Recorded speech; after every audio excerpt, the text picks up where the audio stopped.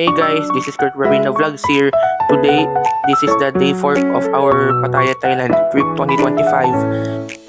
In this video, pupunta kami sa Pattaya Floating Market at saka sa Pattaya Night Bazaar.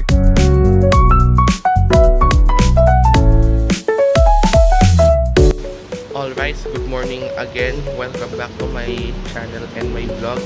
Today ay mag-breakfast muna kami, tas mamaya may pupuntahan muna kami. Nauna kami, ako, nanay, Maisel. Maisel, say hi to the vlog. At saka tatay, nauna kami dahil napuyat yata sila Stacy, sila mami, dito, tita El, tita Bisha, at saka si Kuya Joshua. Here's my breakfast. May patatas, sausage, gulay, chicken, I think, fried rice na may ewan ko umami yata, tas itong ham. Meron din akong cereal. So ngayon, enjoy muna ako kumain at mag-vlog na lang ako mamaya. Kakatapos namin mag-breakfast at magpahinga at kakatapos na din namin mag-prepare. Ngayon ay didiretso na kami sa pupuntahan namin sa floating market dito sa Pattaya, hindi sa Thailand. Hi, Mami! Nandito na kami sa floating market. Ito yung entrance niya. Ngayon is mayroong daw ibibigay na something sa kanya. Ito, parang airport naman dito. May parang, ito yung ticketing counter nila. Ulit parang airport naman dito sa loob. Kailangan daw ng ticket para pumasok sa floating market. Nasa loob na kami ng floating market. Kami nila mami, ako, mami, Stacy, and Maisel ang magbabangka. Si nanay, tatay, and Kuya Joshua ay maglakad lang. Hindi kasama si Tita Bisha and Tito El. Late yan sila nagising. Sakay na kami ng boat dito sa floating market. Ito siya. May free snacks pala sila. Ito siya. Sticky rice na sa bamboo. Hindi nyo makita. Ito siya. Nasa bamboo. Ewan ko kung masarap. Checkman ko muna. Ano siya, libre siya. Kasama na yan sa ticket. Ganon. Where nasa floating market na kami talaga. Umandar na kami. Ayan yung floating market dito sa Pattaya. I would say it's actually more nicer than the one in but yan. Mas open siya sa Bangkok. Mas basta mas open siya sa Bangkok. Umandar na kami. Ito yung free snacks na bigay sa akin.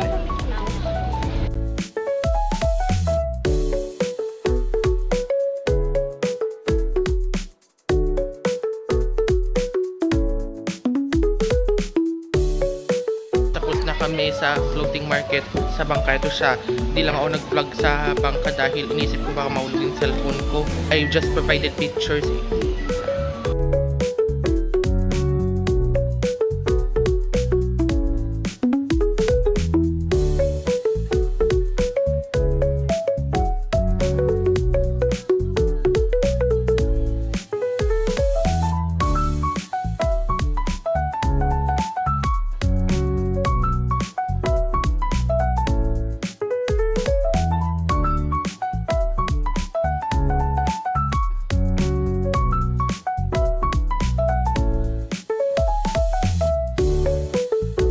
Konti lang ang binigay sa amin sticky rice at saka hindi mango yung sticky rice na binigay sa amin sa bangka. Ito, bumili pa ako ng mango sticky rice. Ito siya.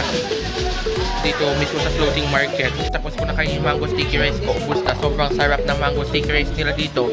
Sobrang tamis ng mangga. Hindi green mango. Ano siya, ripe mango or manggang hinog ang ginamit nila dito. Mas masarap ang mango sticky rice dito sa Thailand. Bumili din sila mami, sila nanay ng buko nila dito sa Thailand. So ngayon try ko kung masarap. Masarap ayon sa mga ibang tao, parang hinaluan lang ng asukal yung kanilang buko. Uwi na kami sa hotel dahil sobrang init dito sa floating market. Mangin lang ng mga brief period of time, pero overall mainit din. Pawisan na ako. Picture ako dito tayo. Nakasakay kami sa parang jeepney where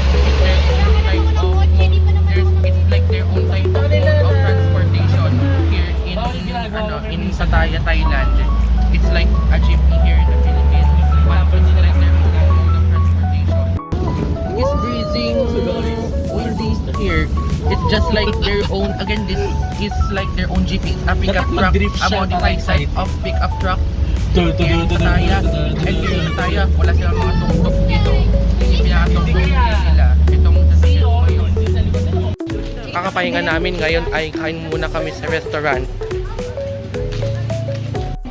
I'm na yun. in the restaurant we will eat Oo. is the restaurant we will eat is just the same.